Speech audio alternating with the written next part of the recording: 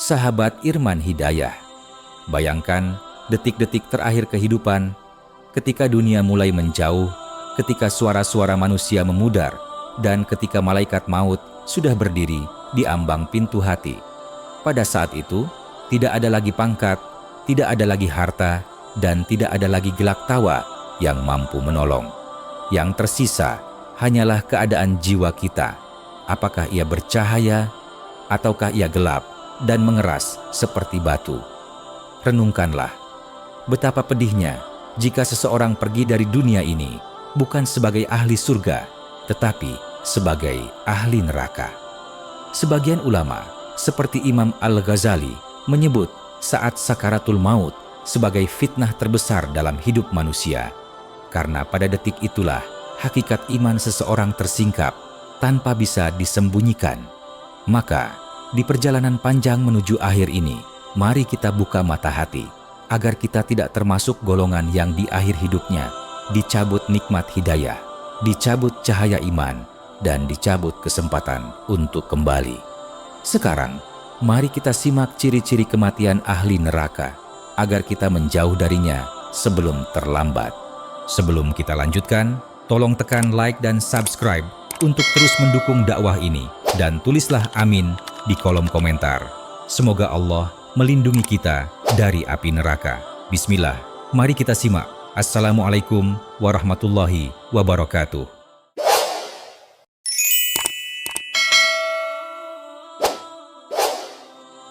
Pertama, hati mengeras dari mengingat Allah. Tidak ada tanda yang lebih menakutkan menjelang kematian selain hati yang mengeras dari mengingat Allah. Saat nasihat tak lagi menyentuh, ayat-ayat Allah hanya terdengar seperti angin lewat, dan kata taubat terasa asing di bibir. Disitulah seseorang sedang berjalan menuju penutup hidup yang kelam. Hati yang dulu lembut berubah menjadi batu. Semakin diingatkan, semakin keras ia membangkang. Para ulama mengatakan, kerasnya hati adalah hukuman sebelum hukuman, karena Allah mencabut rasa nikmat dalam ibadah dan meninggalkan manusia dalam kegelapan. Imam Al-Ghazali menjelaskan bahwa hati menjadi keras bukan tiba-tiba, tetapi karena dosa yang menumpuk, sedikit demi sedikit mematikan nurani, hingga saat sakaratul maut tiba, ia tak lagi mampu mengenal kebenaran. Ibnu Hajar Al-Asqalani menerangkan bahwa manusia seperti ini berada dalam keadaan paling berbahaya, sebab pintu hidayah tertutup oleh perbuatannya sendiri. Allah telah memperingatkan dengan sangat tegas, celakalah orang-orang yang hatinya keras dari mengingat Allah. Surat Az-Zumar ayat 22. Sahabat, bayangkan seseorang yang ajalnya sudah dekat, tapi hatinya tak juga luluh. Tidak ada getaran ketika nama Allah disebut. Tidak ada penyesalan atas dosa. Tidak ada rasa takut terhadap akhirat. Ia pergi dari dunia dengan hati yang beku, tanpa cahaya yang menuntunnya. 2. Membenci kebenaran dan menghindar dari ayat Allah. Di antara tanda yang paling menakutkan menjelang kematian ahli neraka adalah ketika hati mulai membenci kebenaran. Ayat-ayat Allah yang seharusnya menjadi cahaya justru terasa menyakitkan bagi dirinya. Setiap kali diperdengarkan Al-Quran, dadanya terasa sempit, wajahnya berubah, dan jiwanya ingin lari jauh dari peringatan. Padahal Al-Quran adalah obat bagi hati, namun bagi orang yang sudah terhalang cahaya iman, ayat itu terasa seperti beban yang menyesakkan. Imam Al-Ghazali menjelaskan bahwa ketika hati seseorang dikuasai oleh dosa, ia akan mulai membenci nasihat yang mengingatkannya kepada Allah, karena nasihat itu bertentangan dengan hawa nafsunya. Dan inilah kondisi paling berbahaya, yaitu ketika kebenaran tidak lagi dirindukan, tetapi dianggap mengganggu. Pada akhir hayatnya, manusia seperti ini berada dalam hijab yang tebal. Ia mendengar ayat Allah, namun tidak tersentuh. Ia melihat kebenaran, namun berpaling. Allah telah memperingatkan dengan sangat jelas, siapa yang berpaling dari peringatanku, baginya kehidupan yang sempit. Surat Taha ayat 124. Ibnu Katsir menafsirkan bahwa Kehidupan yang sempit bukan hanya di dunia, tetapi juga menjelang kematian. Jiwa orang yang membenci kebenaran akan direnggut dalam keadaan gelisah, takut, dan tersiksa oleh penyesalan yang terlambat. Sahabat, marilah kita berlindung kepada Allah dari hati yang membenci peringatannya. Sebab ketika seseorang tidak lagi mencintai ayat Allah, itu berarti ia telah kehilangan cahaya yang menuntunnya menuju keselamatan. 3. Lisan terbiasa mengucapkan dosa, bukan kalimat thayyib. Detik-detik menjelang kematian adalah saat ketika tabir dunia mulai disingkap. Hati yang selama hidup dipenuhi cahaya akan memancar, dan lisan pun mengikuti cahayanya. Namun hati yang gelap, yang terbiasa dengan maksiat, kelalaian, dan perkataan sia-sia akan menampakkan hakikatnya. Di saat orang beriman dimudahkan menyebut la ilaha illallah, ahli maksiat justru tersendat, lidahnya keluh, bahkan mungkin mengucapkan kata-kata kotor yang dulu begitu sering ia ucapkan. Sebab lisan hanyalah cermin dari hati yang selama ini ia pelihara. Imam Ibnul Qayyim menjelaskan bahwa su'ul khatimah kerap terjadi karena dosa yang menumpuk hingga membungkam hati dari kebenaran. Imam Nawawi menambahkan, seseorang yang sepanjang hidupnya menjaga lisannya dari maksiat akan dipelihara Allah pada saat sakaratul maut. Sebaliknya, siapa yang membiasakan ucapan dusta, ghibah, dan kelalaian, maka lisannya akan memantulkan kebiasaan itu di akhir hidupnya. Allah meneguhkan orang-orang beriman dengan ucapan yang teguh di dunia dan di akhirat. Surat Ibrahim ayat 27. Ayat ini, kata Imam Al-Qurtubi, adalah bukti bahwa kemampuan mengucapkan kalimat tauhid di akhir hayat bukan karena kekuatan manusia, tetapi karena pertolongan Allah. Dan pertolongan itu tidak diberikan kecuali kepada hati yang bersih, yang selalu menjaga lisannya dari dosa. Maka, renungkanlah apa yang sering keluar dari lisan kita hari ini. Itu pula yang akan keluar pada hari terakhir kita nanti. Semoga Allah menjaga hati dan ucapan kita hingga akhir yang baik. 4. Enggan bertaubat walau sudah sakit parah. Salah satu ciri paling menakutkan dari kematian ahli neraka adalah ketika seseorang tetap keras mempertahankan maksiatnya, bahkan saat tubuhnya lemah, napasnya berat, dan sakit menggerogoti seluruh raganya. Bukannya tunduk, ia justru tetap bergelimang dosa. Hatinya seperti terkunci, tidak tersentuh oleh rasa takut kepada Allah, tidak tergugah oleh nasihat keluarga, bahkan ketika kematian sudah mengetuk pintu jiwanya. Imam Al-Ghazali menjelaskan bahwa hati yang terlalu sering menunda taubat akan menjadi gelap, hingga pada akhirnya tidak mampu menerima cahaya hidayah di saat-saat penting. Inilah orang yang hidup dengan kalimat, nanti saja, hingga ajal datang, sementara ia belum memulai langkah pertama menuju Allah. Padahal Rasulullah telah memperingatkan, sebagaimana diriwayatkan oleh Tirmizi, bahwa taubat tidak lagi diterima ketika nyawa telah sampai di tenggorokan. Pada saat itu, penyesalan tidak lagi mengubah takdir. Imam Nawawi rahimahullah menjelaskan bahwa taubat di detik sakaratul maut adalah taubat orang yang terpaksa, bukan taubat yang lahir dari iman. Bayangkan ketika semua pintu kesempatan telah tertutup dan seseorang baru menatap hidupnya yang penuh kelalaian, betapa hancurnya penyesalan itu.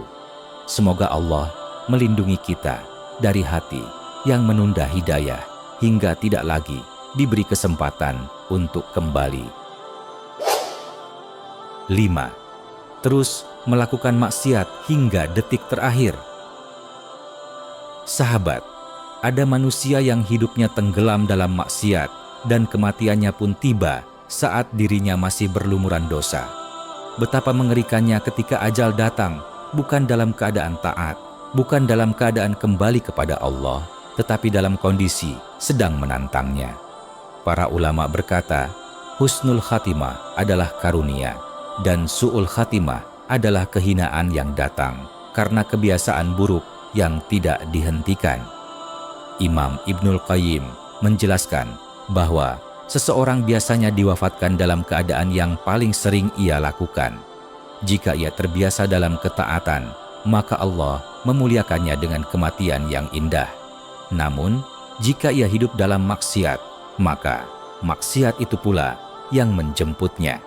Bayangkan, seseorang meninggal saat sedang bermaksiat, betapa malunya ia di hadapan malaikat, betapa hinanya ia ketika dibangkitkan pada hari kiamat dalam rupa yang sama.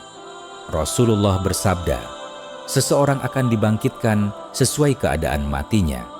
Hadis riwayat Muslim. Maka orang yang mati dalam maksiat seakan-akan membawa bukti kejahatannya sendiri menuju pengadilan Allah. Inilah sebabnya para salaf selalu menangis menjelang malam, takut jika dosa yang mereka remehkan justru menjadi sakaratul mautnya. Imam Al-Ghazali berkata, jangan remehkan satu dosa pun, karena bisa jadi itu yang menjadi penutup hidupmu. Maka berhentilah sebelum terlambat. Jangan biarkan hidup berakhir dalam keadaan durhaka, dan jangan biarkan dunia merampas akhir terbaik kita. Semoga Allah menutup hidup kita dengan iman dan amal saleh. 6. Meremehkan sholat hingga ajal menjemput. Tidak ada ibadah yang lebih dahulu dihisab daripada sholat. Ia adalah pembatas tipis antara seorang hamba dengan kekafiran, sebagaimana ditegaskan oleh Rasulullah. Namun, betapa banyak manusia yang menyepelekannya, menunda-nunda, mengkada semaunya, atau bahkan meninggalkannya bertahun-tahun. Ketika ajal datang, mereka mendapati diri dalam keadaan jauh dari tiang agama yang seharusnya menjadi penyelamat terakhir mereka. Imam Al-Ghazali mengibaratkan orang yang meninggalkan sholat seperti rumah yang roboh tiangnya. Semua amal lainnya pun ikut runtuh, tak tersisa.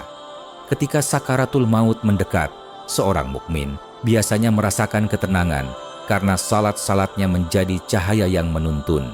Sebaliknya, mereka yang meremehkannya akan merasakan guncangan batin yang berat, dada sempit, hati gelap, dan kegelisahan yang tak terlukiskan.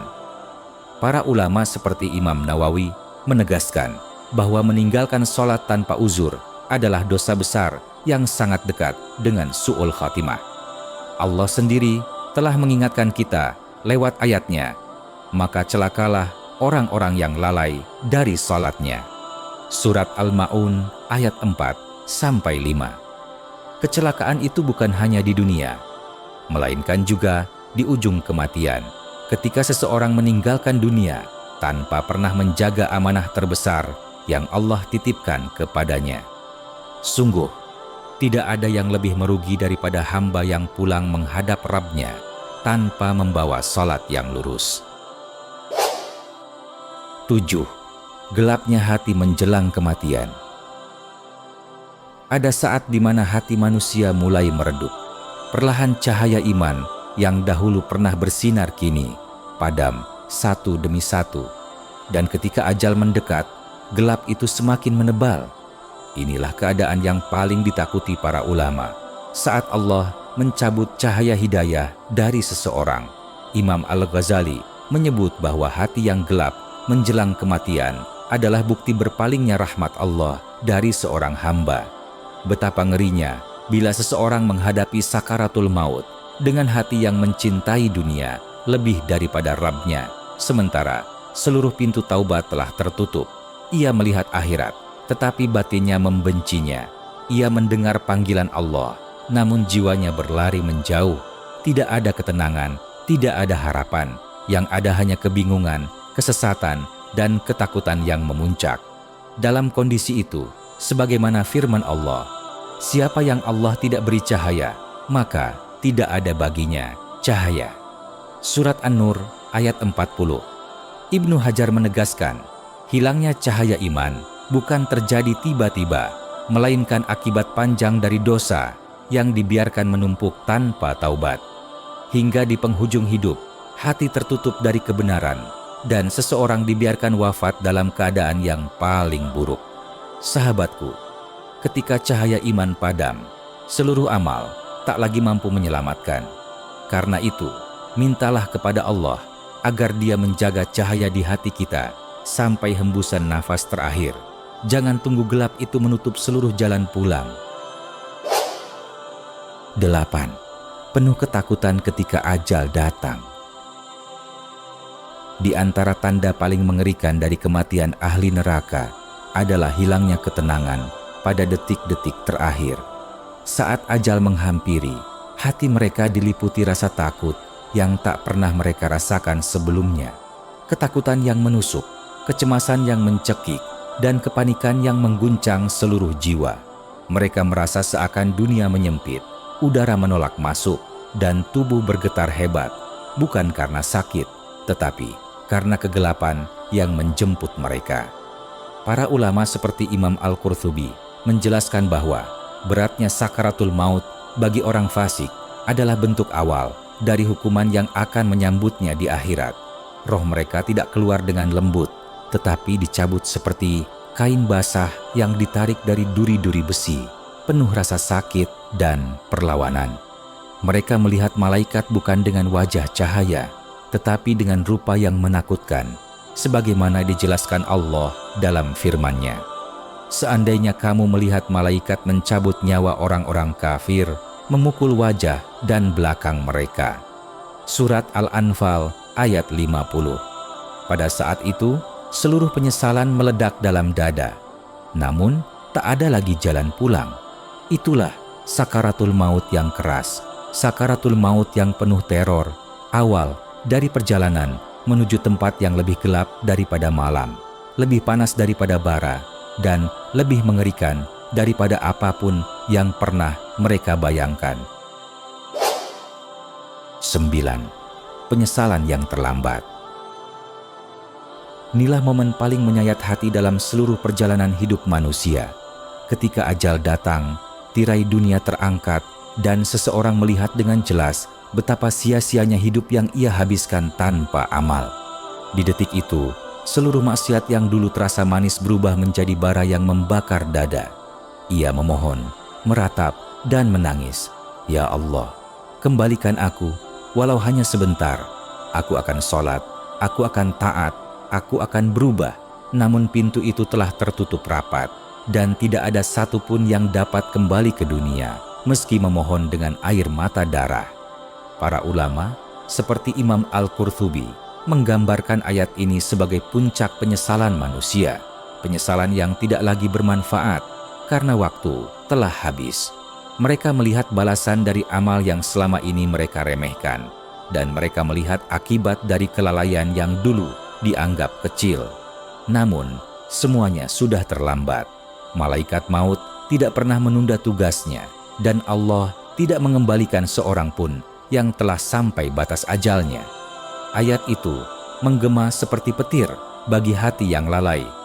Ya Rob, kembalikanlah aku, agar aku dapat berbuat amal saleh. Surat Al-Mu'minun ayat 99-100. Sahabat, jangan tunggu sampai kata menyesal menjadi senjata yang menusuk diri sendiri. Karena kematian tidak pernah menunggu kesiapan kita. Dialah yang memilih waktunya, dan kita hanya bisa membawa apa yang kita kerjakan. Sahabat Irman Hidayah, setelah kita menelusuri satu persatu ciri-ciri kematian ahli neraka, ketahuilah bahwa tanda-tanda itu bukan sekadar gambaran fisik atau kejadian lahiriah. Ia adalah cerminan dari kondisi hati yang perlahan mengeras, gelap, kehilangan cahayanya, hingga tak lagi merasakan manisnya iman. Para ulama berkata, hati yang mati tidak lagi tersentuh oleh nasihat, meski kematian sudah di depan mata. Dan sesungguhnya, inilah azab paling awal yang menimpa manusia sebelum tubuhnya disentuh api neraka. Padamnya iman dari dalam dadanya sendiri.